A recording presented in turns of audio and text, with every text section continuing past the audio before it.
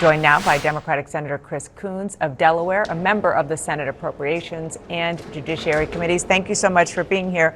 Not only that, you, before coming to Congress, were a county executive. So you have worked on a local level and dealt with how these federal dollars have real world impacts on local communities.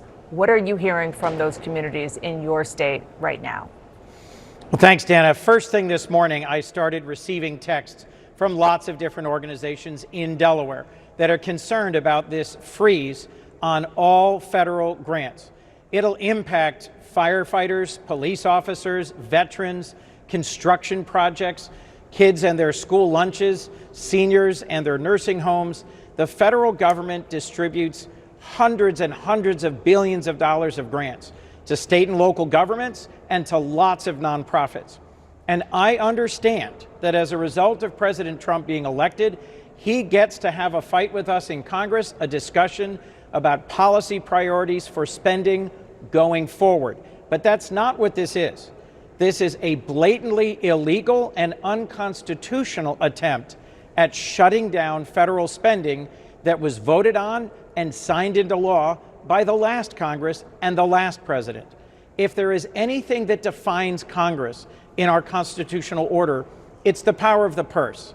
And I hope other senators are hearing from their local communities, from their fire companies and police chiefs, from their schools and their Head Start programs, with concern bordering on alarm that if they get frozen out, if they're locked out of the federal aid portals, as some senators just shared with me on the floor, that their governors are calling them, saying their states are locked out of the Medicaid portal. They won't be able to draw down funds. They'll have to lay off staff, shut down programs, and hurt Americans. Certainly this is not what a majority of Americans voted for when they asked President Trump to reduce their prices and costs and to help deal with security issues. This is making us less safe and less prosperous. I'm not sure if you're hearing some of that from your Republican colleagues in the Senate. I am not.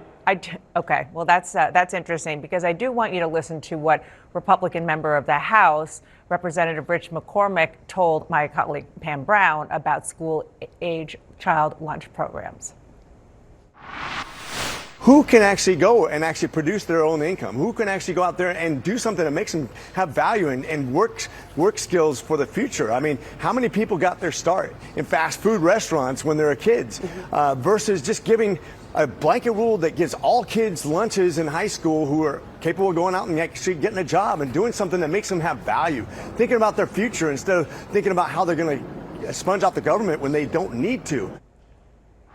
So I hear what you're saying about the constitutionality of this, potentially about the fight that the president and his people clearly want to pick to go through the courts to test a lot of these laws, these norms that Congress and the White House have followed for a long time.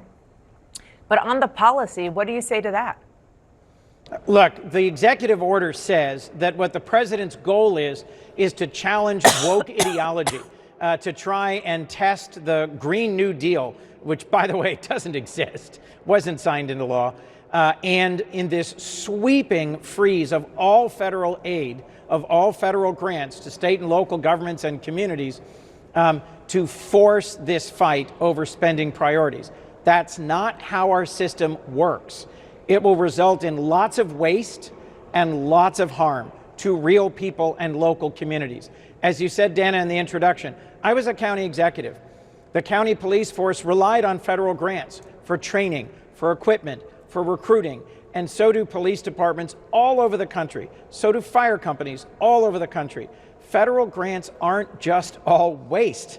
Most of them have a clear and defined and immediate purpose that helps make our communities safer, that helps feed our children, that helps strengthen the quality of health care, that helps educate folks in our communities. And I hope that my colleagues are hearing from as many of their impacted communities and community organizations as I am. And I hope that President Trump will reverse this order. I just voted against his nominee to be Secretary of Transportation. I was going to vote for him. But I don't know if he's going to follow this unconstitutional order and shut down infrastructure projects currently underway in Delaware and lay off construction workers. If he does, then I think he's breaking our Constitution. So I voted against him and will vote against other nominees until I get clarity about the path forward.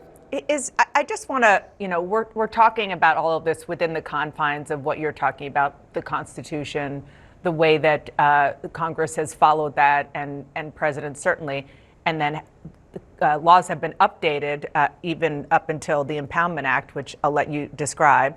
But the reason I bring that up is because this is kind of the point. And my question to you is there kind of a failure of imagination or a not really a full understanding of the lengths to which President Trump and the people around him genuinely want to go to test and to disrupt the laws and the way and the practices and the way that this town has worked for many years, for decades, and even hundreds of years? That's right. So on the one hand, supporters of President Trump are out there saying, as you just showed in a clip, this was the point. We elected him to shake things up and to challenge the assumptions of Washington. But that's not what's happening. What's happening is that dollars that come from Washington to our communities, to our schools, to our senior centers, to our police departments and fire companies are being frozen so that money stays here in Washington so that Trump can spend it in expanded tax cuts later this year. That's exactly what they're discussing at the Doral Golf Resort in Florida right now, is how they can cut taxes further for wealthy individuals and profitable companies.